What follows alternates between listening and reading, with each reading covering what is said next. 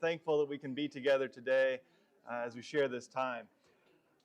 Well, today we're wrapping up the series that we've been doing for this Lent season, talking about being buried and blessed. And we've heard a lot of stories, and so I'll share one last one this morning, and then Dan and I will take some time to reflect on that as we get towards Palm Sunday next week and Easter in 2 weeks. So Easter is already here almost. We are looking forward to it. Well, let's begin today with a couple of songs. Maybe. Create in me a clean heart, O God. Let me be like you in all my ways. Give me your strength. Teach me your song. Shelter me in the shadow of your wings.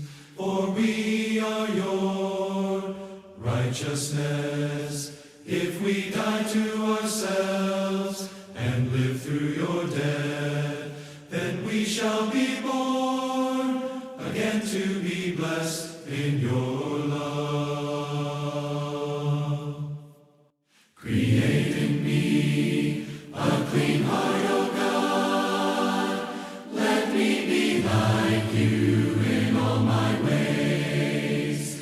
Give me your strength. Teach me your song. Shelter me in the shadow of your wings.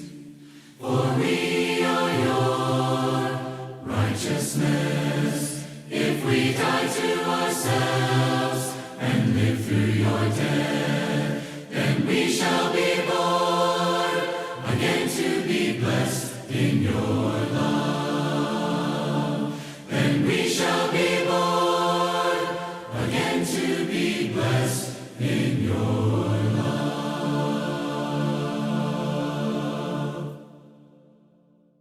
As the deep thirsts for the water, Lord, so my soul longs after you. My soul thirsts for the living God. Yes, my soul longs after you. And I pour out my soul deep within me. Deep within me, I pour out my soul. Draw me deeper, Lord, in you. Draw me deeper, Lord, in you. As the deep thirsts for the water, Lord, so my soul longs after you. My soul thirsts for the living God. Yes, my soul longs after you. And I pour out my soul deep within me. Deep within me, I pour out my soul. Draw me deeper, Lord, in you. Draw me deeper, Lord, in you. And I pour out my soul deep within me.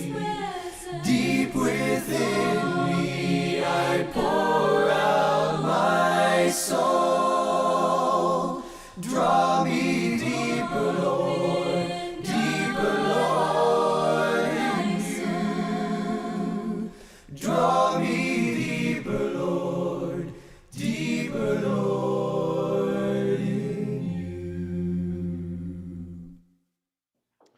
you. you would join me in praying the Lord's Prayer together. You can see it on the screen here or on the worship reading handouts on the tables.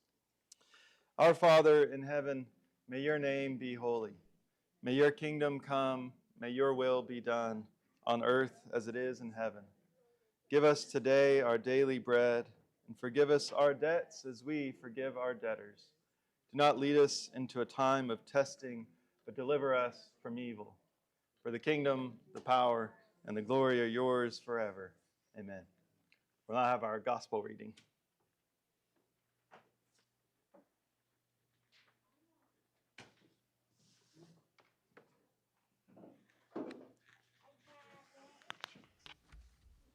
Good morning. I'm reading Matthew 26, 6 through 16. While Jesus was in Bethany at the house of Simon the leper, a woman came to him with an alabaster jar of very expensive ointment, which she poured on his head as he reclined at the table. But when the disciples saw it, they were indignant and said, "Why this waste? This ointment could have been sold for a high price and the money given to the poor." Aware of this, Jesus said to them, "Why do you bother this woman? She's done a beautiful thing for me. The poor are always with you, but you will not always have me. By pouring this ointment on my body, she's prepared me for burial. Truly, I tell you, wherever this good news is proclaimed across the whole world, what she has done will be told in memory of her." Then one of the 12, Judas Iscariot, went to the chief priests and said, "What will you give me if I hand Jesus over to you?" They paid him 30 pieces of silver, and from then Judas began to look for an opportunity to hand him over. Continue in song.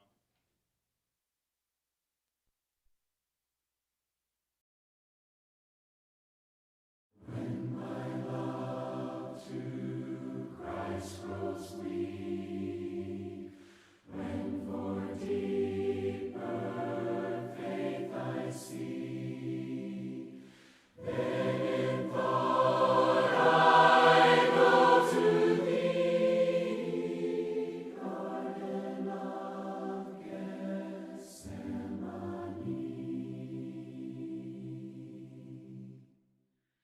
There I walk amid the shades, while the lingering twilight fades.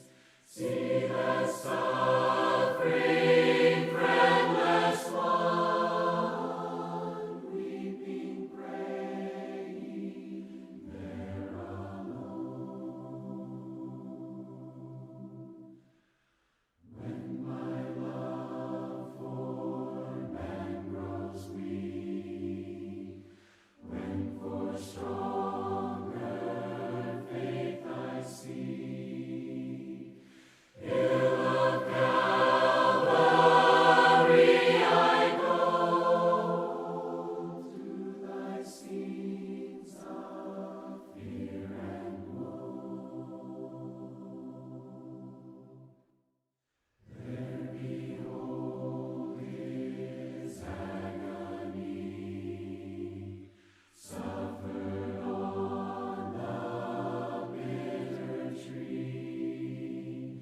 See his anguish, see his faith, love triumphant still in death. Then to life I turn again, learning all the worth of pain, learning all the might that lies in a full self-sacrifice.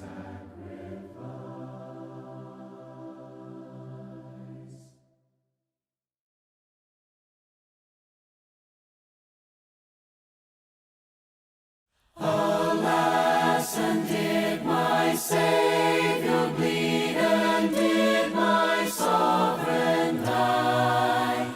Would he devote that sacred head for such a worm as I? At the cross where I first saw the light, and the burden of my heart rolled away,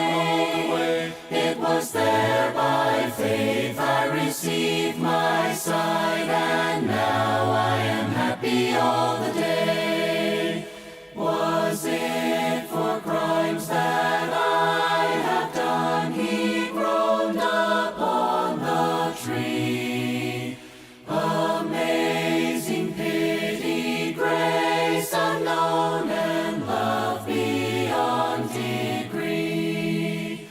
At the cross where I first saw the light, and the burden of my heart rolled away. It was there by faith I received my sight, and now I am happy all the day. Well might the sun in darkness hide and shut his glories in, when Christ the mighty Maker died for man, the creature's sin. At the cross where I first saw the light, and the burden of my heart rolled away. It was there by faith I received my sight, and now I am happy all the day. Thus might I hide my blushing face while his dear cross appears. Dissolve my heart in thankfulness and melt mine eyes to tears. At the cross where I first saw the light, and the burden of my heart rolled away. It was there by faith I received my sight, and now I am happy all the day. But drops of grief can ne'er repay the debt of love I owe. Here, Lord, I give myself away, 'tis all that I can do. At the cross where I first saw the light, and the burden of my heart rolled away. It was there by faith I received my sight, and now I am happy all the day. At the cross where I first saw the light, and the burden of my heart rolled away. It was there by faith I received my sight, and now I am happy all the day.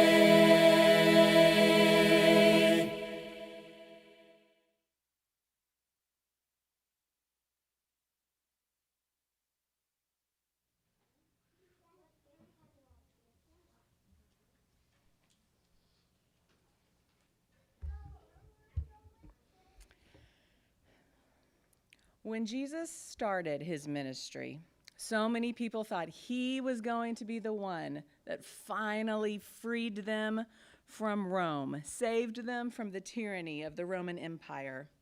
Many of his disciples were included amongst that group of people, Judas among them. Judas left the thing that he was good at and comfortable with, business and money, in order to follow Jesus on this mission. Or so he thought that was the mission. As Jesus' ministry continued, and it became apparent that Jesus was not going to overthrow Rome, Judas became disillusioned. And in his disillusionment, he went back to what he was comfortable with, business and money. What will you give me if I turn Jesus over to you? And they paid him 30 pieces of silver. Now, I'm sure that many of us in this room are familiar with this disillusionment, or maybe even a disappointment in God, and a prayer that wasn't answered in the way that you wanted, or a situation where you didn't feel protected. And we've all experienced this type of disappointment in one way or the other. And for me personally, I've experienced heartbreak and anger and confusion in that faith journey. And you know, sometimes that makes me feel scared. Will my Lord reject me forever? Will he never be pleased again? Has his faithful love come to a complete end? Is his promise over for future generations? A psalmist mourns. Because the writers in the Psalms, more often than not, were mourning. We're angry. We're confused. They didn't understand. And yet, at the end of each of their laments, at the end of almost all of their anger-filled tantrums or whatever, they chose not to give up. They acknowledged God's infinite wisdom. And we can too. So at the Last Supper, Jesus knew what Judas was going to do. And he knew how the other disciples were going to react to his death. And yet, when Jesus conquered the very thing that shattered their faith as they watched him die, Jesus gave grace upon grace to everyone he encountered afterwards. And he continues to do so today. And I know without a doubt that he would have embraced and forgiven Judas had he been given the chance. And in the same way, Jesus never gives up on us, offering grace upon grace, especially in our doubt. And that's what this real meal reminds us of. Just as Jesus offered this sacred meal of his body and his blood to his betrayer, he also offers it to us openly and freely. Let's pray. Our most gracious Lord, thank you for this beautiful day that we can be together. Thank you for your blood and for your body and for the grace upon grace that you give us every single day. I pray that we take this bread and we take this juice and we remember the grace and the forgiveness that you've given us, and we offer that freely to those that are around us. In your precious Son's name we pray. Amen. Now I want to invite everyone to come and share of the Lord's Supper. Everyone is welcome. It's the table of the Lord, and so we open it to everyone. So if you want to come and form a line this way.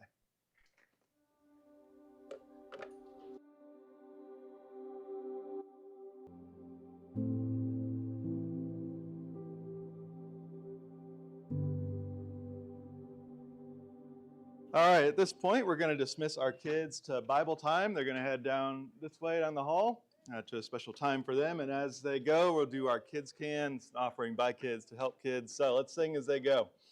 Blue skies and rainbows and sunbeams from heaven are what I can see. When my Lord is living in me, I know that Jesus is well and alive today. His home in my heart. Nevermore will I be all alone, since he promised me that we never would part. All right, also want to remind everyone else about, if you're able to make an offering, we have a tray over here on this little table. You can also give online through PayPal, and we appreciate the way that people invest in that specific area. And now we're going to take a little time to meet and greet while parents are coming back. You can go get some coffee. Can't refer to this as halftime earlier today, which I think is pretty appropriate.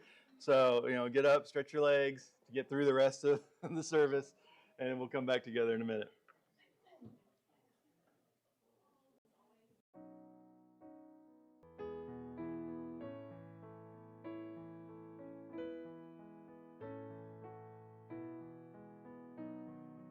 I just did the thing every week where it's like, Anna Jane, you have to get up there and start the next thing. And she's in Bible time, so I guess it's me today, and I forgot. So here we are. Just want to mention a few things that are happening in the next few weeks as we take this moment here. Next Sunday is a fifth Sunday, and so during class time, we're going to have a potluck meal. I think the plan is to have fried chicken like we usually do that we'll provide, and then we need you to bring sides and desserts. So plan on sticking around for that next week. Bring something to share, and that'll be a good time.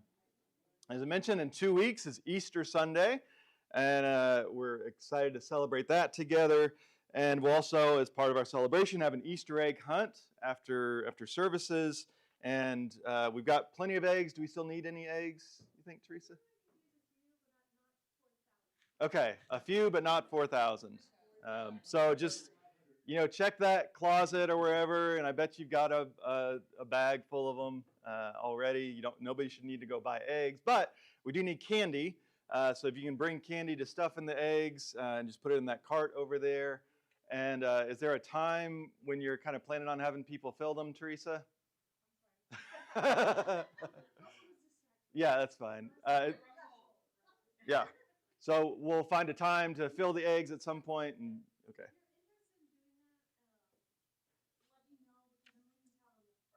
Okay. Okay. All right. Well, we'll keep you posted.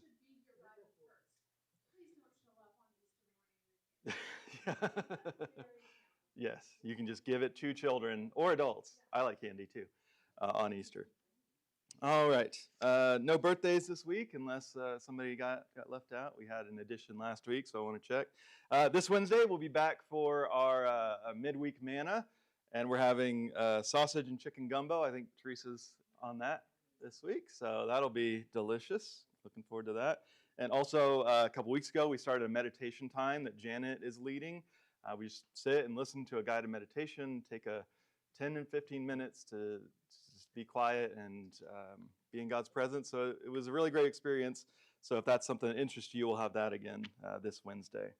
All right, anything else as far as announcements that I need to mention this morning? All right, well, we'll shift gears now and move to our responsive reading from Psalm 77. So again, you can follow along here or with the sheets on your table. I cry aloud to God that he may hear me. In the day of my trouble, I seek the Lord. In the night, my hand is stretched out without wearying. My soul refuses to be comforted. I think of God and I groan. I meditate and my spirit faints. You keep my eyelids from closing. I'm so troubled that I cannot speak. I consider the days of old and remember the years of long ago. I commune with my heart in the night. I meditate and search my spirit. Will the Lord reject forever and never again show favor? Has his steadfast love ceased forever? Have his promises failed for all time? Has God forgotten to be gracious? Has he in anger withheld his compassion? And I thought, my grief is that the right hand of the Most High has changed.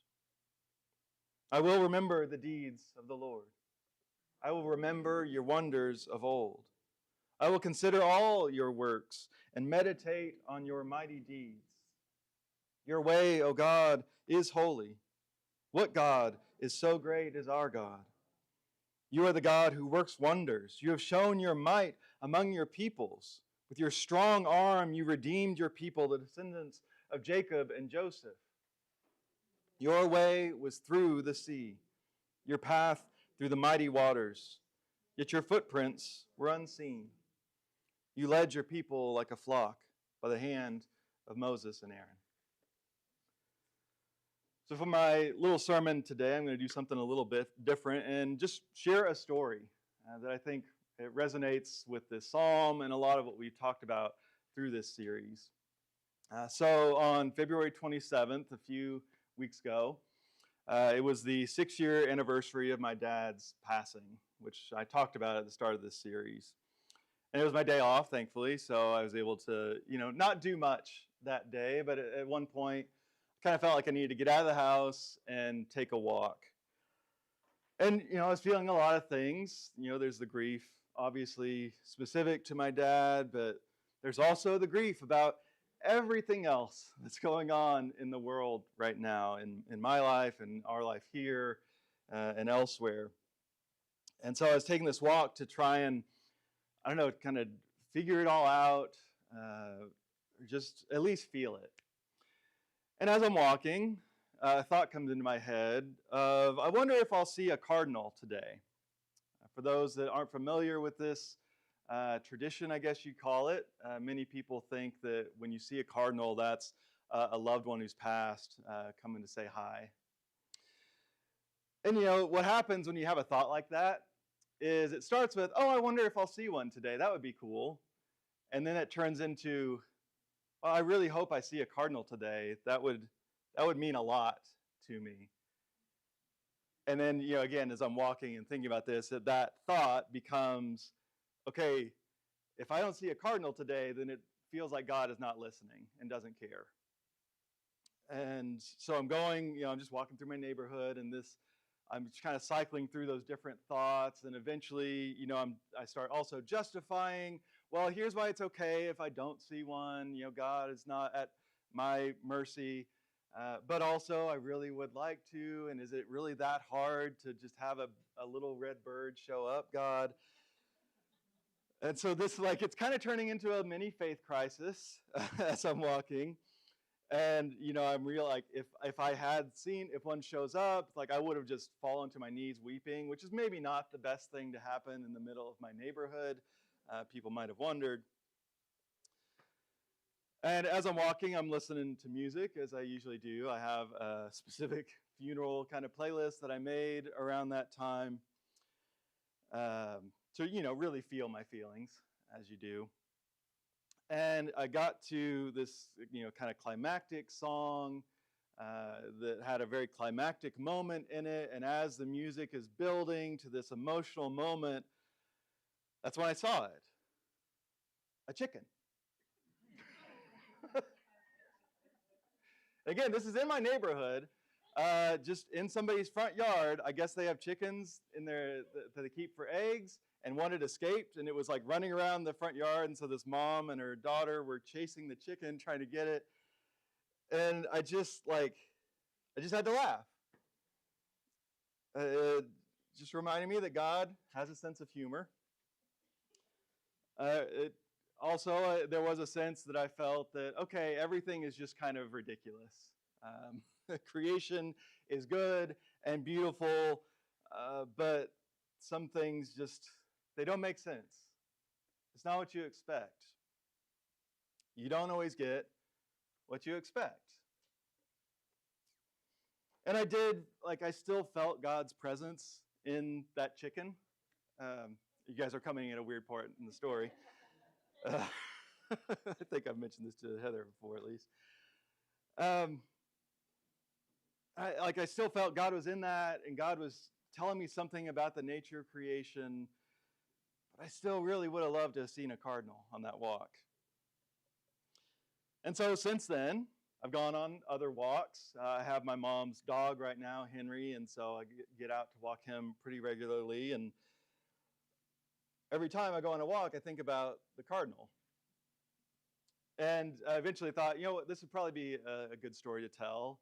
And as I was thinking about that, it's okay, well, how is this story going to end? Am I going to see one or not by the time that I tell this? And so there's, you got to think about the possibilities. Well, what if I never see one the whole time? But that works. That'll preach, as we say, because we're in this Lent season of waiting.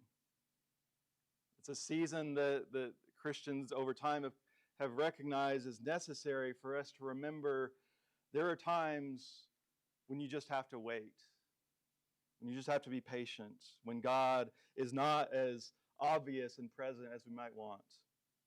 It's just a natural part of the life of faith. And like in the psalm that we just read, I can take consolation in the ways that God's been present in the past, right? Well, you used to, right? I know what you have done in my life. I've seen what you've done in the people around me. I know the stories of Scripture. But knowing that God has done all those things in some ways also makes the absence now harder, right? Well, if you could do all that, why can't you do this? Then I also thought about the fact that, well, just because I don't see them doesn't mean that cardinals don't exist. Actually, on the anniversary of my dad's passing, my mom saw a cardinal. I sent that in our family group chat. That one is well fed. She has a lot of bird feeders. And Mom probably needed that reminder a little bit more than I did. But again, why not me? I did actually also in that span of time buy a new bird feeder in hopes that maybe that would encourage. It's not. I have not seen a single bird on it yet, so I don't know what is wrong with me. But actually, even that, buying a bird feeder, going on walks, trying to pay attention, I think that's kind of a good analogy for what prayer is. As I've grown in my faith, especially wrestling with difficult things that have happened to me and to others, prayer is less about making things happen and more just putting myself in a place where I can recognize when God does show up. As I continue to take those walks, I didn't see a cardinal, but I saw lots of other beautiful things. This time of year, you see trees in bloom, lots of other birds, so many other birds aside from the one I was looking for. Even the dog that I get to walk. These are all reminders that we live in a good and beautiful world. But a week ago, I was at the zoo after Autumn's birthday party, and I was walking around with Luke and Stephanie, and all of a sudden, as we're looking at all these very cool animals from all over the world, Luke was like, "Oh, look, a cardinal." And then I turned, and there it was. It was just a little guy. And I think that's also a pretty telling story, that God shows up when we're not looking. And also, when we do receive these gifts, it doesn't immediately fix everything. Right? When we're asking for God to do this or do that, often, if that does happen, we still have to wrestle with the way that life is. And I thought actually of a line from a song in Fiddler on the Roof, where they say, "It doesn't change a thing, but still, it's nice to know."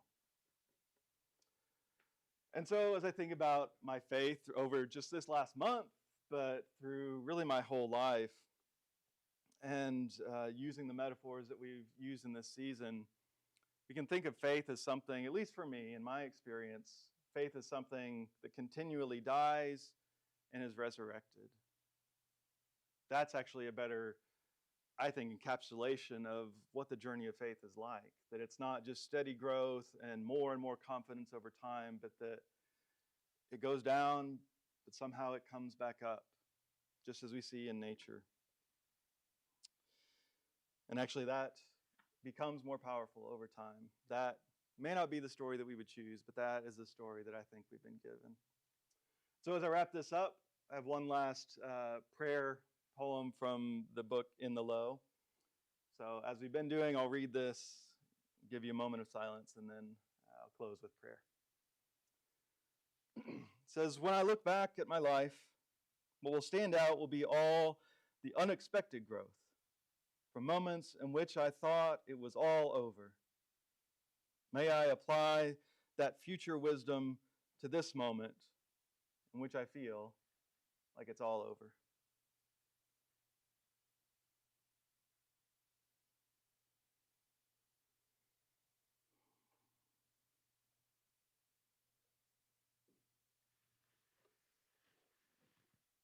Would you pray with me? God, we thank you for this time we can gather together to share our lives, to share our stories, and to find hope in the midst of an often hopeless world. I know I share my story a lot, and I know each of us have ways that we have experienced your presence in powerful, grace-filled ways, that we've experienced love. I know so many of us also have stories of confusion and doubt and disillusionment. And so God, my prayer is that we find the grace, the wisdom to learn how to hold these all together, to trust that you are still there whether or not we experience it in the day-to-day. And no matter what we experience, that we choose to live a life out of love and grace, and trust that whatever we do in love will still bear fruit. We pray this in the name of Jesus. Amen. Let's sing.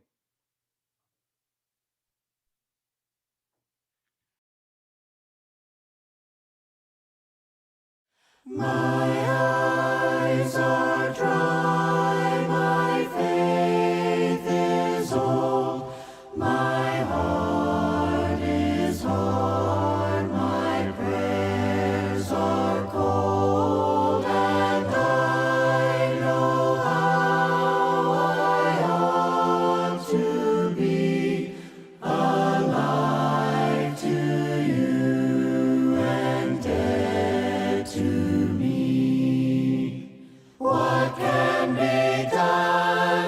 an old heart like mine. Soften it up with oil and wine. The oil is you, your spirit of love. Please wash me anew in the wine of your blood. My eyes are dry, my faith is old, my heart is hard, my prayers are cold, and I know how I ought to be alive to you and dead to me. What can be done to an old heart like mine? Soften it up with oil and wine. The oil is you, your spirit of love. Please wash me anew in the wine of your blood. What can be done to an old heart like mine? Soften it up with oil and wine. The oil is you, your spirit of love. Please wash me anew in the wine of your blood.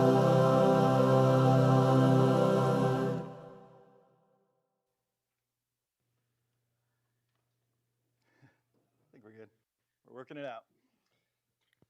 So here we are at the end.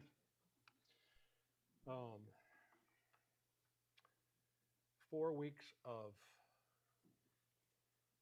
really interesting, heart-rending stories. And the whole point, or a big part of the point, was a reminder, as Chris has already said, that we're waiting. And I don't know about you, but I'm not too patient.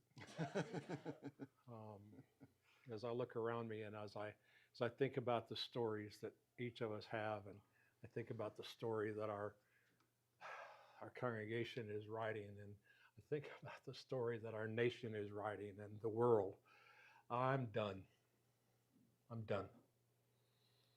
I'm with John. Lord, quickly, come quickly. Like yesterday would be just fine, right? But it's his timing, not mine. And I hate that because I want to be in control. Yeah. I don't know about you. That's definitely a thing that we've talked a lot, I think, through this. Is like, man, it'd be nice if we could just control things, tell God, here's what should happen, and then it happens, and then everything's fine. Yeah.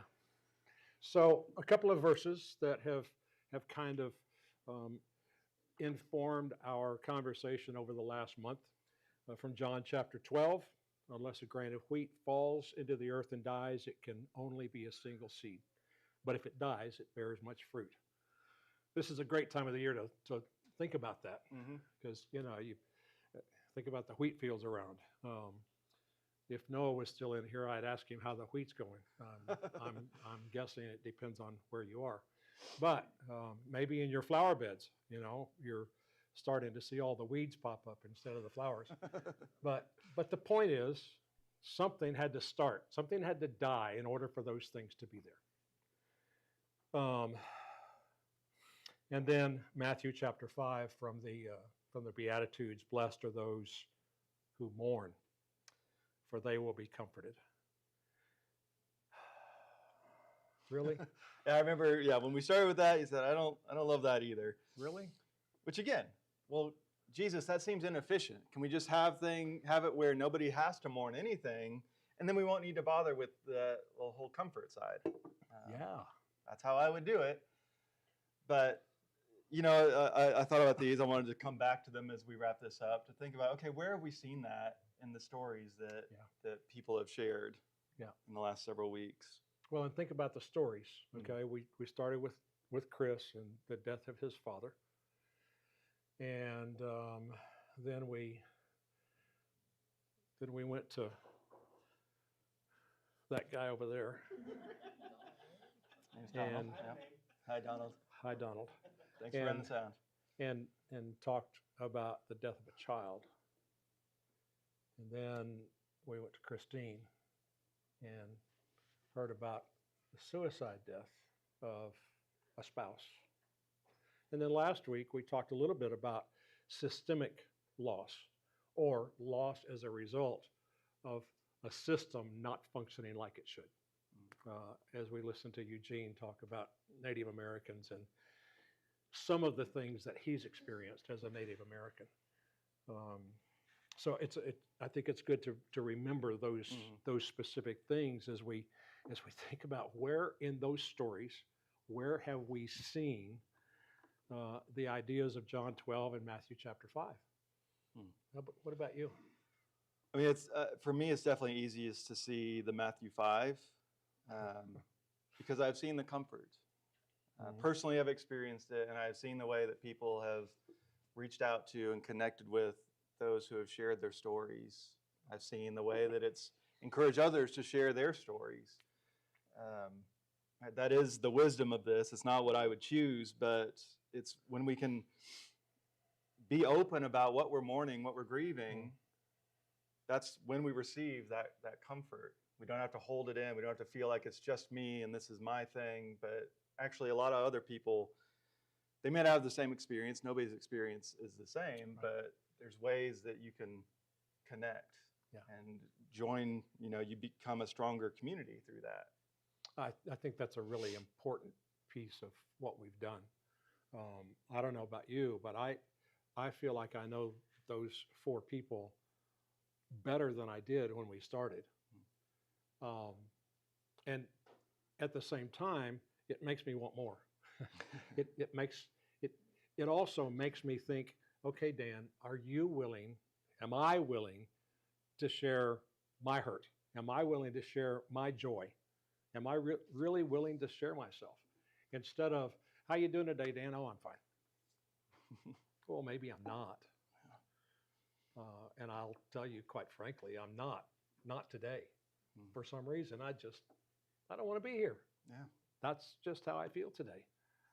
And yet I look out there and I see Pam's smiling face, and I'm glad that I'm here. So I think where I've seen the idea is how God has bloomed or blossomed as time has passed in the lives of each of the people we've talked to. I love that Donald shared. I hated. That's a strong word. But then he came around and he said, "Oh, but I do love God." Well, so there's that seed, okay, that now is bearing, whether he believes it or not, it's bearing fruit. One of the reasons some of you can hear us today is because Donald is doing his magic, and what absolutely. So yeah, that's kind of where I focused. Yeah, and as I mentioned from the start and tried to say through this, we don't want to take this verse of the series to say like, well, it's okay that bad things happen because good comes out of it, right? And that very simplistic. Well, God, we talked about this, especially in some of our class times discussion of the bad messages that sometimes get passed around of, oh, well, God was teaching you a lesson, or this was for this good. No, we want to acknowledge these things are bad. They are tragic. They should be mourned. But it's not the end of the story. That, to me, is what I've heard through this. That's good. So many that have shared, and I know so many others. You've gone through things where it feels like this is it. I can't keep going. But we're still here, and I think that means something. And we could talk more, and we're already getting. We don't have a lot of time, but we talked about that divine disillusionment. We heard that in the psalm. We heard that in the story with Judas, and I think Anna Jane kind of said everything that needs to be said there. But to me, it's like, what makes the difference when we experience that disillusionment with how life has gone? Wow. Does it lead to giving up? Does it lead to turning towards community? Does it lead towards a deeper trust or patience? I think some of that depends on your community. Hmm. The more support there is, the more people you have around you that are willing to empathize. Okay, I don't want to feel sorry for you. I don't want you to feel sorry for me. But I want you to walk with me. That doesn't mean that I want you to be down in the dumps because of what's going on in my life, but I want your support. And when I see that kind of support in community, I see people moving from that. Has God forgotten to be gracious? Has he in anger withheld his compassion? I love this psalm. Verse 10, I thought my grief is that, God, you've changed. Well, I thought we're not allowed to say that. okay, no, But it's in the Bible, absolutely not. so. Absolutely not. We might say it a little bit differently, Yeah. but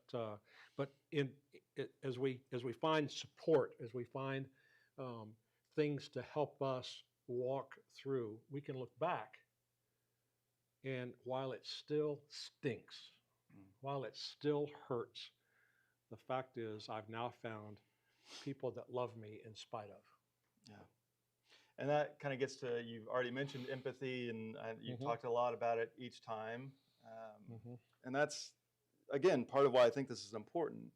And to think about what does grief do to us? Does grief cut us off and make us feel more alone and separate? Or does grief open us up to community?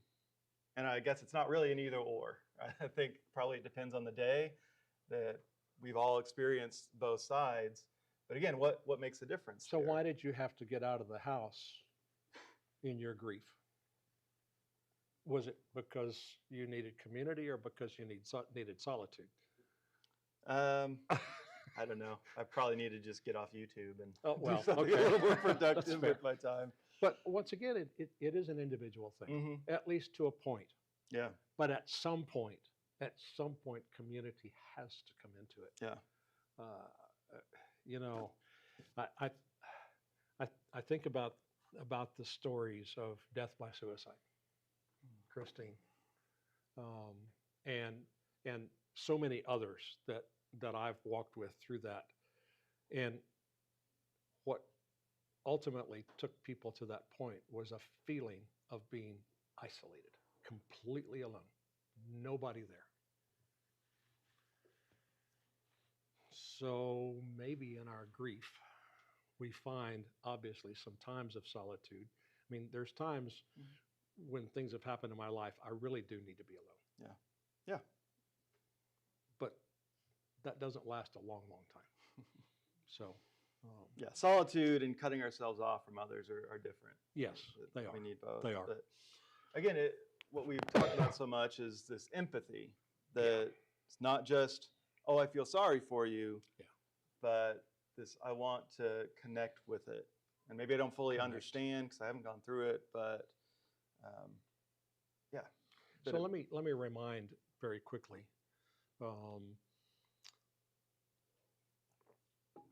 Be very cautious as you are empathizing with people that you don't ever say, I know exactly what you feel.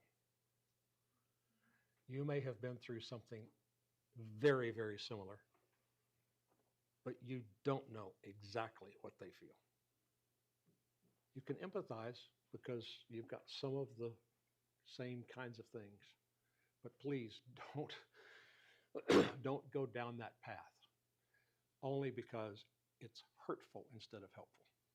Sorry, I had to. That's I had to get important. my chaplain stuff in there. So. That's good. You know, last week on the front of the bulletin, I had a handout. I had a little article from Writer Hear Me Now, and it talked about moving from your pain to the pain. And I thought that was a great explanation of it. Like sometimes I think of like the big sad is like this big weight or almost void. Yeah. And that we're all touched by it. And sometimes in that place of isolation, we feel like this is just mine and nobody else understands any of it. But we can move to this place of seeing like we're all touched by this. And it hits differently. but we're all sharing it. And that Noun was talking about, that's what Christ was doing, that he came to experience the pain of humanity, of living in this world, and be in solidarity with everyone. And I think that's kind of what we want to. And that's, I don't know, like you said, you don't know why you're feeling the way you do today, but I have at least one day a week like that every week, feels like, where it's just the weight of everything that's happening is too much, because it is too much for me. Turn off the TV. Yes, get off Instagram. Get off Instagram. But we can recognize that we share this in some way, and we are in solidarity, and that is heavy, but we're not doing it alone. Right. And there's a phrase. I love how he takes it to Jesus, and ultimately, that is the pain that we all share. Mm-hmm. It's a universal human experience, and the more we acknowledge that. Actually, going back to the John 12 verses, I found a quote that never really fit in anywhere else, and it kind of comes, I think, from like the social justice kind of world. It says, "They tried to bury us; they didn't know that we are seeds." And I think that's part of that solidarity.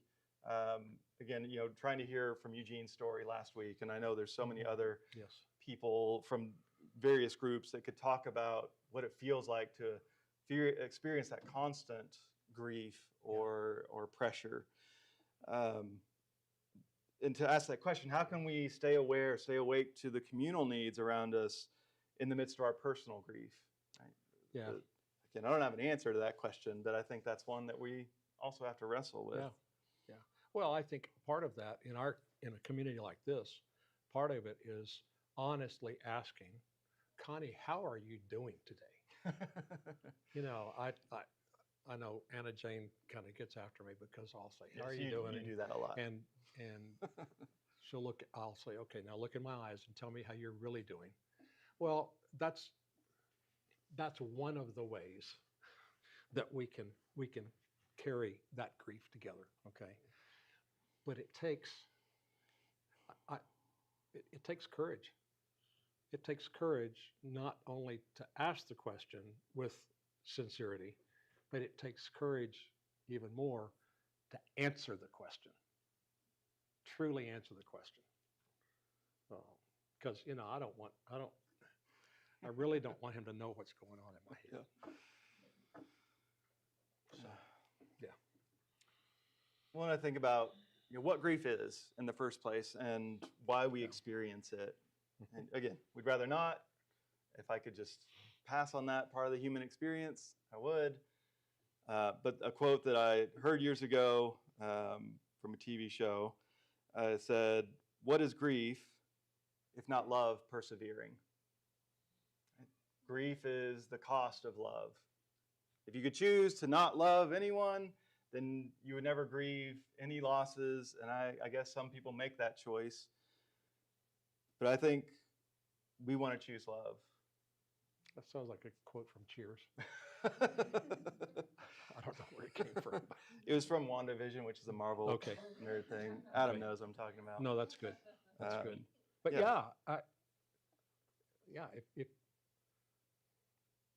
so let me give you an example. My sister was 6 years older than me. We had an on-again, off-again relationship throughout our life. And ultimately, she decided that she didn't really want anything to do with any of us. And when I learned that she died, most likely died by suicide,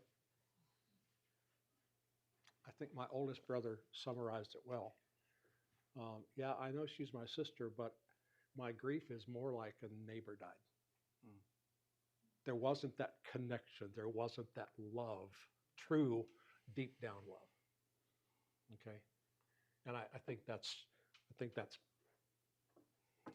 that quote. Yeah, but I think that's why we're here. Is we believe that love is worth the cost. As much as it hurts at times, it is worth it, and we believe that God feels the same. That God, the grief that God goes through, looking at how humanity treats each other and what it does to creation, and yet God still chooses to love. God probably grieves more than anyone else in all creation. Absolutely. Which is not the way that I thought of God originally, but it kind of has to be the way that I think of God now.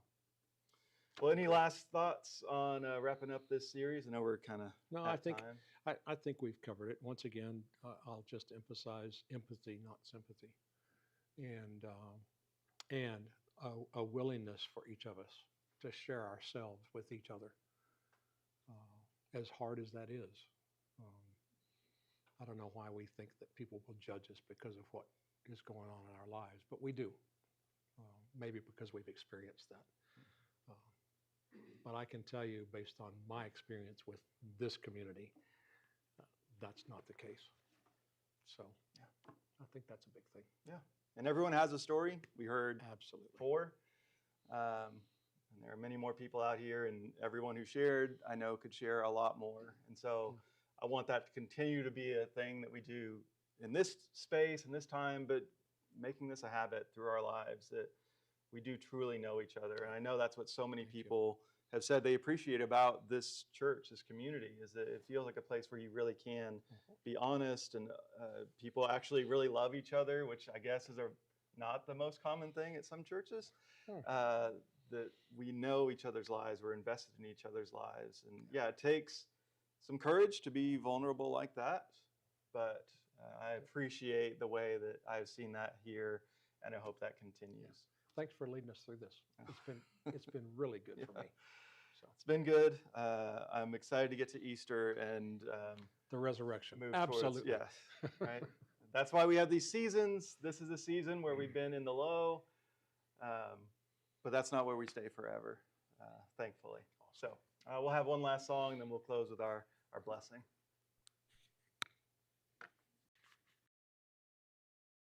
From the depths of my soul I cry out. From the depths of my soul I cry out. Lord, can you hear me? Have mercy, O God. From the depths of my soul I cry out. In the midst of the sea I cry out. In the midst of the sea I cry out. Save me, the water is over my head. In the midst of the sea I cry out. There is a time to mourn. There is a time to weep. Sorrow when deep calls to deep. In my moments of grief I cry out. In my moments of grief I cry out. Have you forgotten me? Where are you, Lord? In my moments of grief I cry out.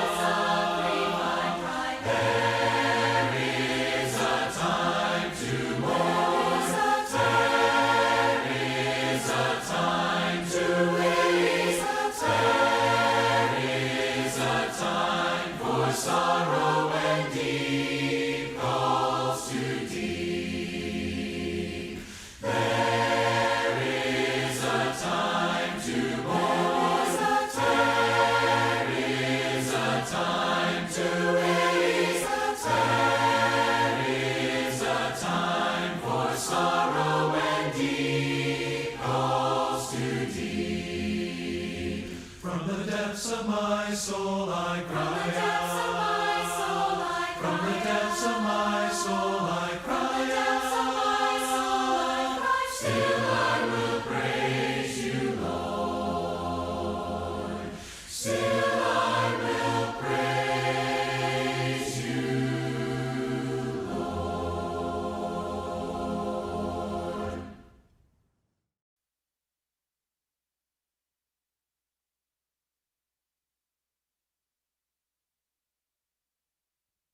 Thank you, Chris.